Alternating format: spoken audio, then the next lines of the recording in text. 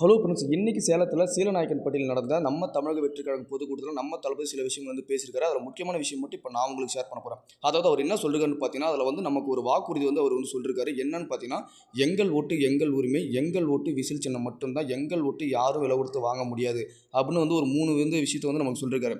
அதுக்கப்புறம் பார்த்தீங்கன்னா, எலெக்ஷன் வந்து இந்த அமௌண்ட்லாம் கொடுப்பாங்க, அதை நிறையா வாங்கிக்கிங்க, எவ்வளோ கொடுத்தாலும் வாங்கிக்கிங்க, வாங்கிக்கிட்டு விசில் வந்து உங்கள் காதிலே ஊதி விடுங்கன்ற ஒரு சூப்பரான விஷயத்தை வந்து சொல்லியிருக்காரு.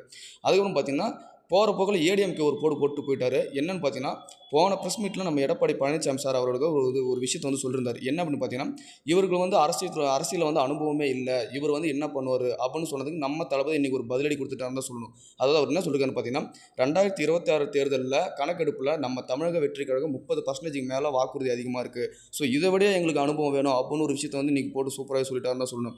அதுக்கப்புறம் என்ன சொல்லியிருக்காருன்னு பார்த்தீங்கன்னா, வீட்டை விட்டு வெளியே வா விஜய், பனை ஊரில் இருக்காத விஜய் அப்படின்னு சொல்கிறவங்களுக்கு இன்றைக்கி ஒரு விஷயத்தை சொல்லியிருக்காரு. என்னோட வீடு எங்கே இருக்குன்னு உங்களுக்கு தெரியுமா? என்னோட வீடு வந்து என் தாய்நாடான என்னோட தமிழ்நாடு தான் என்னோட வீடு. என் குடும்பத்தில் மட்டும் மொத்தம் 8 கோடி பேர் இருக்காங்க. ஸோ நான் என்னை 30 வருஷமாக என்னை வந்து வாழ வச்ச அவங்களுக்கு அடுத்த ஏதோ ஒரு பிரச்சனை இருந்தாலும் நான் அவங்களுக்கு போய் நின்று ஒரு தோழனா, ஒரு சகோதரனா, அவங்க வீட்டு பிள்ளையா நான் எதாக இருந்தாலும் அவங்களுக்கு செய்யணும் அப்படின்னு ஒரு விஷயத்தை வந்து சொல்லியிருக்காரு. ஸோ இன்னும் நிறைய விஷயம் வந்து பேசியிருக்காரு. ஸோ இன்றைக்கி நடந்த பொதுக்கூட்டத்தில் நம்ம தளபதி இந்த மாதிரி விஷயங்கள் பேசுறதை பற்றி நீங்கள் என்ன நினைக்கிறீங்கன்றதை கமெண்ட்டில் மென்ஷன் பண்ணிட்டு போங்க. மறக்காமல் நம்ம சேனலை சப்ஸ்கிரைப் பண்ணி லைக் பண்ணிடுங்க.